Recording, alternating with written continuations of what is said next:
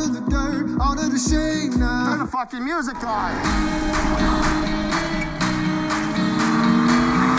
There's a good group of guys right there. Hey now. Have some confidence. You're a fucking first place hockey team. It's just looking more and more like this could be a playoff series, Leafs and Habs. What do you think that type of series would be like?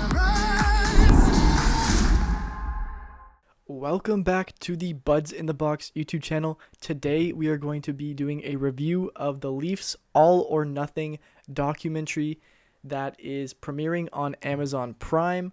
Today we're going to be doing episode 1. And I think how this is going to work is I'm going to do episode 1 and the boys are going to do episode 2, 3, so on. So make sure you guys stick around because we have a lot of action packed in this episode.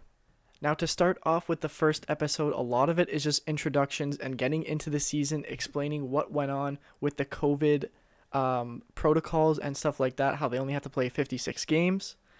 It was amazing to start off with because we really got to see a behind the scenes of every single player. It started off with the narrator who was it? Will Arnett, who was amazing. I don't know anyone who's watching this if you watched BoJack Horseman, but BoJack Horseman, that's the guy who does the voice for him, and he is amazing throughout. He's a Leafs fan. He grew up a Leafs fan, and he does an amazing job narrating the first episode. It was very hard to watch, but just hear me out for a second. There is a house built out of stone. I grew up a die-hard Leafs fan. Wooden floors, walls, and window sills. For me, dying hard starts with the numbers.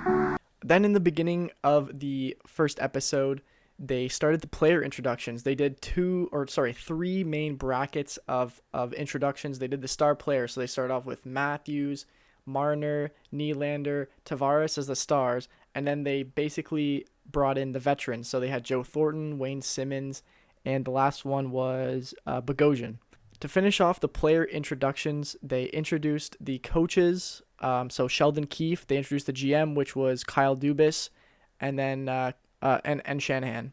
So a lot of the games that they played, they didn't really go in depth into the games. Goal here, goal there. When they lost, the other team scoring on them in that Edmonton game. But they started off the first game. They put a lot into the first game against the Habs. Now this is kind of like a refresher, and I'm going to talk about this more in the end. But just a refresher for Leafs fans, how amazing the Leafs played in this regular season. Unfortunately, as we all know, they didn't end up making it past the first round. But just to relive the regular season and how awesome Austin Matthews was and how awesome this team was to start off the season was really nostalgic, even though it wasn't that long ago. I mean, if you guys watched all of our podcasts, I don't think we started the first game, but we put a lot of work into every single game, doing a review after every single game. So just to relive all these games, it was a really fun time. I think if you haven't watched this already, please go watch this. It is very fun to watch. This year, despite the dread of COVID, while Leafs Nation watched from behind closed doors, the winds of change were howling through the streets of my beloved hometown. Under the right leadership, with a roster full of emerging superstars, the Toronto Maple Leafs were going to be bona fide Stanley Cup contenders. So what exactly happened here? Grab a brew and get comfy. You're going to want to see this. Anyway, they start off with game 1, and I did write a few notes down. It was against the Habs. I said that they got reminded I got reminded how really good that game was. They were down by 1. Simmons got into that fight and just turned the whole game around. The Leafs came back and ended up winning that game. It was in overtime. Tavares backdoor to Riley. Unbelievable stuff there. Then they went through the games. They got game 3, 5, and 8. So they got the W against Ottawa when Stützle scored his first goal in there. They got the 3-1 loss to Edmonton when Edmonton had that rocky start, and then Draisaitl and McDavid started going off there. Game 8 against Calgary, and they kind of switched that into Matthews' family. We really got to know what Matthews' family's like. They had a really cool scene of Austin Matthews' mom and dad shooting with a sniper in Arizona. I thought that was really cool.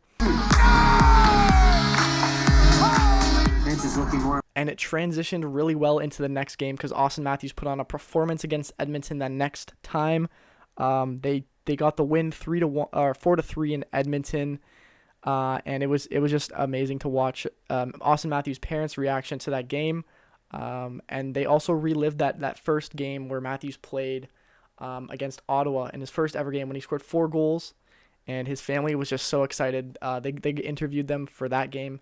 One thing I did notice, though, and I really wanted the boys on here, but, with schedules and stuff, was kind of how Sheldon Keefe interacts with the players, because I was curious for their opinion. I'm definitely going to ask them if we do one podcast together or just next time I talk to them. But I really didn't like how Sheldon Keefe interacted with the players. I mean, in the first episode, he asked Matthews, or he asked Kyle Dubas for his advice on what Matthews did because they lost a game, I think, to Edmonton. And Matthews basically said in an interview that, that they were just too slow. They were taking it too slow pace. They were being too cautious. And Sheldon Keefe was like, well, no, it was Edmonton that was being cautious. I'm going to talk to Matthews. And he said, and Kyle Dubas agreed with him, like, yeah, just go to Matthews first and then tell the whole team, right? And he talked to him, and he didn't really say anything about that. He just kind of told Dubas he was going to talk to Matthews about it, and then changed the topic really and didn't say anything. Another time was like the way he talked to, I think, Tavares, and like I don't even remember who else it was. I just didn't like that interaction. I think it definitely could have gone a different way. And the Leafs were like 11-2-1 throughout the first 15 games of this 14 games of the regular season. And I mean, when all is going well, I guess they had that one loss to Ottawa. But other than that, I mean, everything was going well. The first episode didn't really share any downfalls except near the end, the kind of cliffhanger, I guess you would say, where they lost that game to Ottawa 5-4, or was it 6-5, I believe? The Leafs had a 5-1 lead, and they blew it in the third period. And it just ended there, really. But before that, we had game 12, 13, 14, and 16. So they had game 12, which I think is where we started the podcast, actually.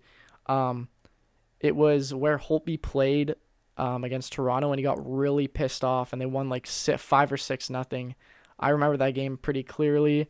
And then they had another game against the Habs, and they had game 16. That Ottawa turning point for the Leafs. They were up 5-1, got to 5-2 at the second period, and then blew that lead. And then they make it seem like everything just went to shit there. Another thing they touched on was Mikheyev, actually. He expressed that he didn't like playing 11 minutes per game to Kyle Dubas. I didn't like this interaction either, if I'm going to be honest, because, I bet Mikheyev was scared that there was cameras in there. Like, he didn't really want to say anything, even though, you could tell he was stressing. I just had a quick message from Manscaped that I want to tell you guys. So Manscaped is the best men's grooming brand in the world. They were nice enough to send us a few products. Right here, I have the Refined Cologne. They also have the Performance Package, which will be told to you in the next message.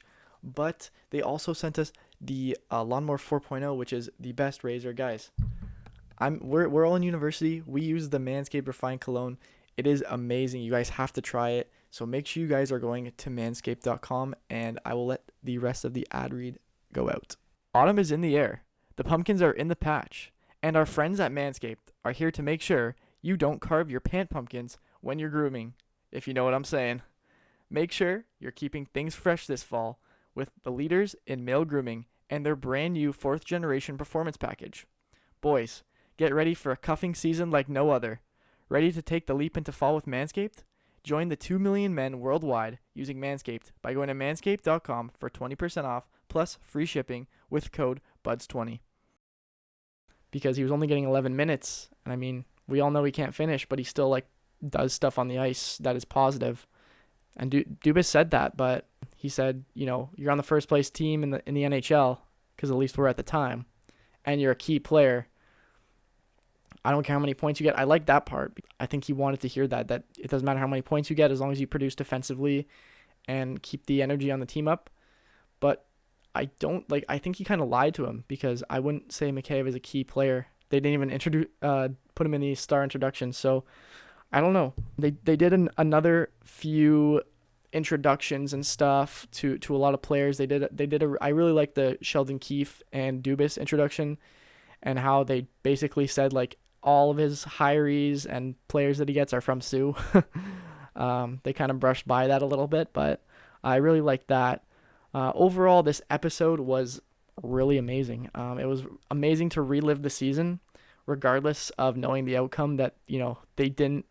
It's called All or Nothing, and they obviously came out with nothing. I saw that joke circulating around social media because it's like, spoiler alert, nothing. But, just the build up and just to see like all the people we've been, idolizing for the past year and cheering on and making videos on all these years. It's cool to see what actually happened behind the scenes, even though, we're on these microphones behind a camera anticipating and guessing what's going on with the Leafs when they suck and when they're good and this and that. But now we actually get to finally see what's behind the closed doors and what goes on in the Leafs dressing room, what goes on off the ice, on the ice, everything like that. They had a lot of cool mic'd up moments. It kind of gives us satisfaction that, we didn't do all those 50 podcasts just for nothing. We just see like, oh, Matthews this, Matthews that, Matthews has to do this, they should do this. When really like we actually see what's going on behind the scenes. Although I am excited for this season, and it's the perfect time to come out because the Leafs season is ramping up, starting soon. We're underway in preseason, and coming up next in the second episode that you'll either see by Jude or Felly, Freddie's fall off. Also, side note there, also Jack Campbell's rise to the starting goalie position for the Leafs. We also have Joe Thornton versus Ehlers, which they kind of previewed there, which I'm super excited to see because they mic'd up Joe Thornton for that game, and we were all like wondering what's going on. Like, why is this 45-year-old guy getting into a fight with Winnipeg Jets like young gun, right? And we finally get to see what actually went on there. And they have, so Campbell's rise. And then the Nick Foligno trade, I'm very excited to see because they had some cool clips of him coming onto the ice. I mean, they didn't really show that much. They really only showed his injury when he was with the Leafs, but I guarantee you they have like really cool clips of like Kyle Dubas trying to get Foligno. They showed something in there like, For moments like this. If he's got 4 first-round picks on the table, we're the lowest value for a first-round pick. Oh boy.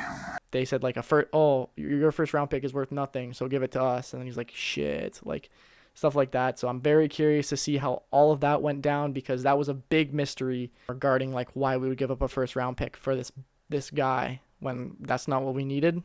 Especially at the David Riddick trade as well. I'd be curious to see. And then finally, probably what everyone's been waiting for, what actually went on behind the scenes of the Tavares injury. I know I am very, very curious to see. I cannot wait to watch the new episode. We got a lot of cool clips. Not cool, because that Tavares injury was pretty nasty. I mean, I don't really want to relive that, but I do want to know, like, you know, everything, because they did mic up that game as well. And you can hear in some of the clips, like, Wayne Simmons saying, like, oh, stay down, John. Like, why are you getting up? Right, stuff like that. So I'm very, very curious to see also what went on in the change room after. Like, you know, your captain just got injured in the first game of a huge playoff series against, like, your rivals. How do you respond to that? What do you say in the dressing room? I am so curious to find out. But we will find that out on next episode. So thank you guys for watching. Make sure you guys go buy the Buds in the Box merch. I'm repping it right now. It's super comfy. I wear it all around university, and it's just go buy it. Just go buy it. But that'll do it for now. Make sure you guys go check out our sponsors down below.